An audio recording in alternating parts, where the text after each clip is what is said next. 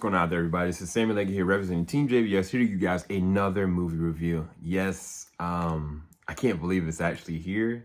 Nosferatu by Robert Eggers. Amazing standout cast. Bill Skarsgard, Lily Rose Depp, Nicholas Hoult, William Dafoe, Aaron Taylor Johnson, Ralph Ineson, huge cast. Simon McBurney, Emma Corrin. The movie has been remade. Let me rephrase.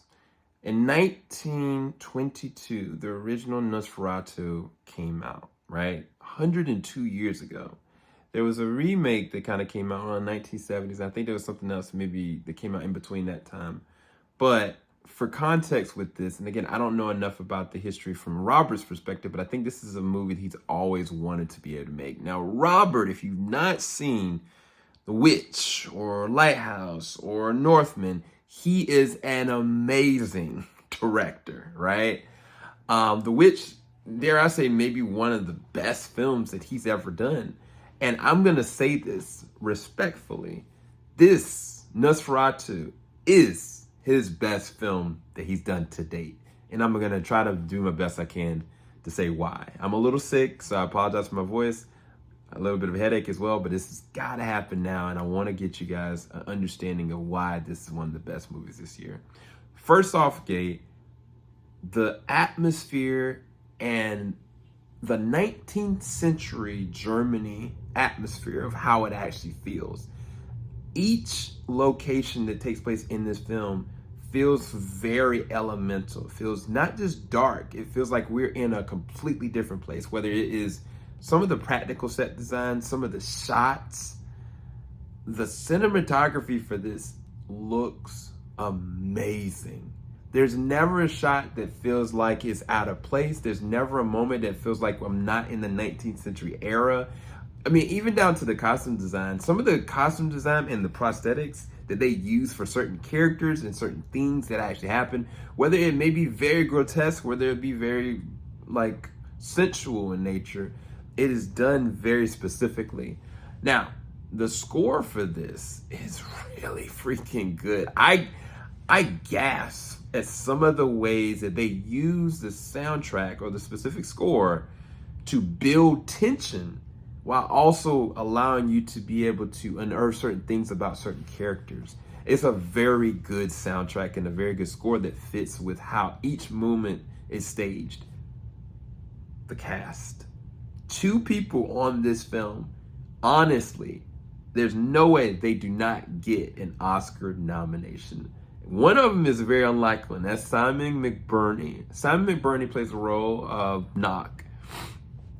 His character is very eccentric, volatile, messed up. And he plays that from the moment he's on the screen to the moment he's not.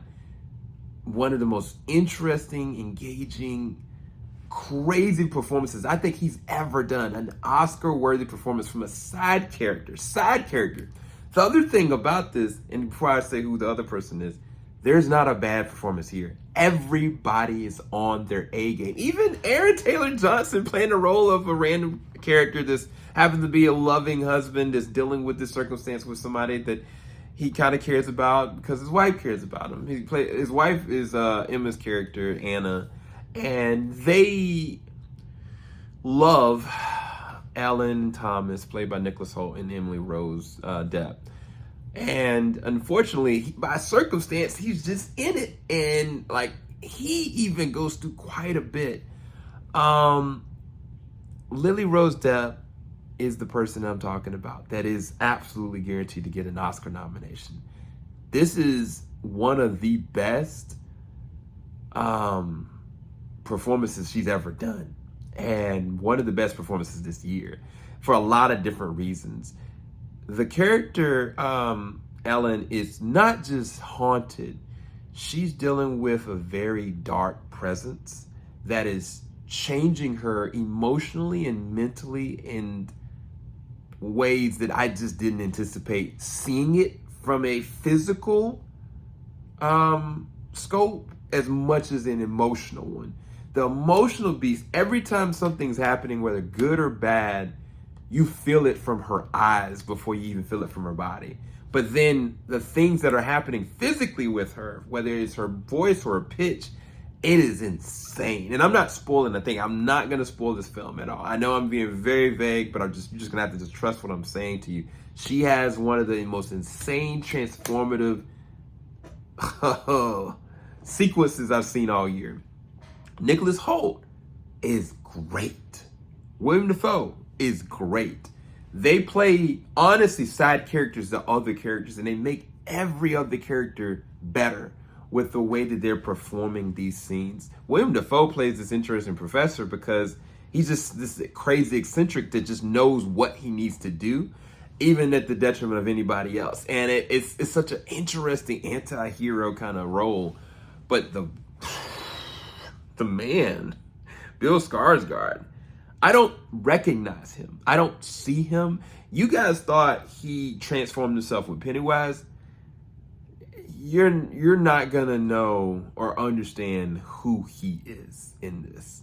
Down to his accent, down to how he looks, down to how he moves. And also the thing about this, and again, I don't know how much more if it's Robert and Bill, but the way that his character, his presence is seen through two different ways. His voice and the way that they allow his character to move within the shadows. It is something very specific. And I just didn't anticipate it moving or allowing the pacing or the tone of the film to work that way. There's a scene that takes place in a boat. I've never seen tension built in a boat situation much like that. And I think because it was in a boat, boats have to land. So it adds even more tension for when the boat does land. What does this mean for everyone else? And they just do not let up. So from a narrative standpoint, from a story standpoint, the tone just keeps building. The whole point of this is you have an entity that is haunting a young girl in Germany and is one of the most sickest, darkest vampire stories you will ever see to date. Because normally with the vampire story, yes, it's very deprived because, it's an entity sucking blood out of somebody and using them and using certain elemental things.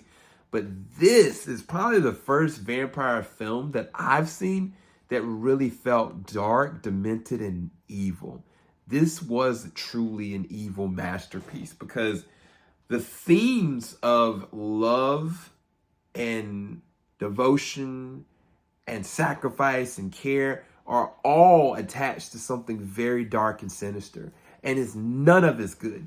And every single character in this movie, maybe say one character, which is Ralph's character, the doctor, I think is tainted. Is tainted from the whole circumstance.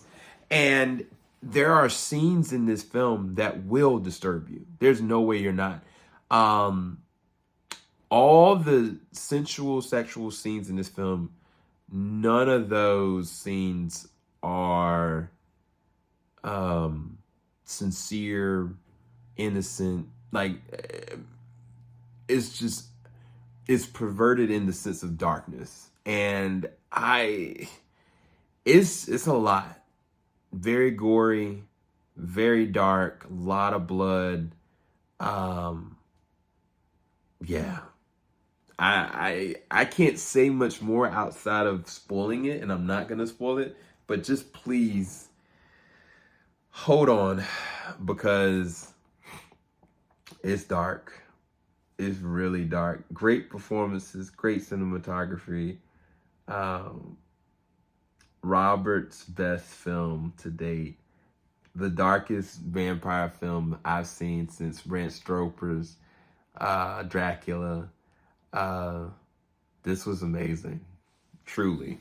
But it's not for everybody. This is not like for a common cinema person.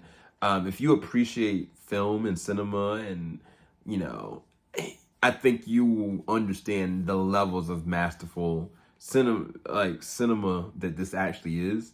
But if you're looking for something for entertainment or for fun or with family, no, don't do this. First 10 minutes of this movie is undeniably not just dark, evil. There's something that happens that's so sick and deranged and messed up. You're gonna question what is going on. And I think the last movie that did something like that to me was like Saltburn. Like it was a scene that happened, and it's just like, oh my god. There's several scenes like that in this. And so make no mistake, this is not for everybody, but this is a masterpiece. So I'll talk to you guys later. 10 out of 10 for me. Thank you guys so much for watching. Peace, people.